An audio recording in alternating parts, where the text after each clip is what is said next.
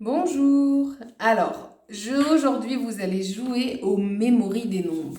Alors, pour pouvoir jouer aux mémories des nombres, vous allez avoir besoin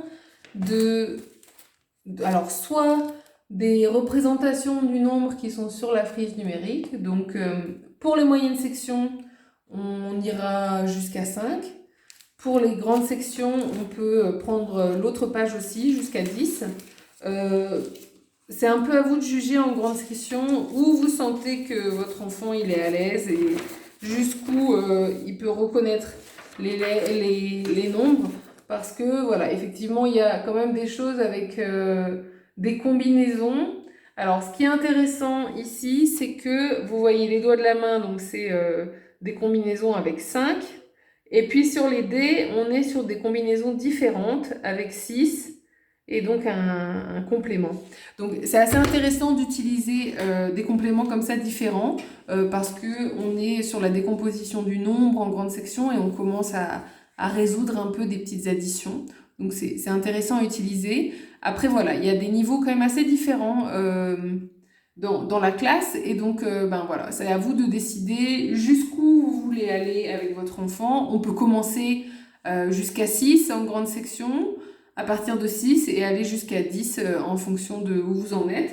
Alors, si vous ne voulez pas utiliser la frise numérique, vous n'avez pas envie de la découper et vous voulez la garder en l'état, vous pouvez aussi utiliser donc les documents qui servent pour le cahier du nombre.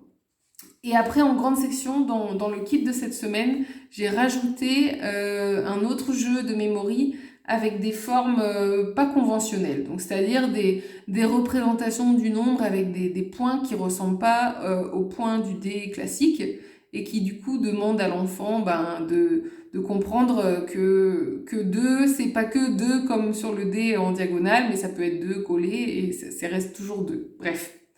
Une fois que vous avez fait ça avec votre enfant, vous allez donc choisir un certain nombre de cartes et puis vous allez jouer au memory comme on joue au memory classique, c'est-à-dire vous allez retourner une carte.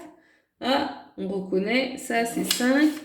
Et puis, ah, celui-là, ah bah non, celui-là il n'y a que 4 doigts, donc c'est pas les mêmes. Donc si j'ai perdu, je les remets là où je les ai trouvés. Et puis, c'est à l'autre joueur de recommencer. Et puis, par exemple, l'autre joueur, il va retourner, voilà, ici 4. Et puis, il se rappelle, là, il y avait encore 4. Voilà, 4 et 4, les deux, ça marche, je peux les garder. Comme ça.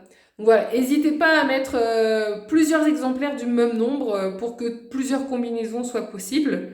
Et puis voilà, à jouer aussi souvent que possible pour travailler justement la reconnaissance des représentations du nombre. Voilà, bonne journée à vous et amusez-vous bien. Au revoir.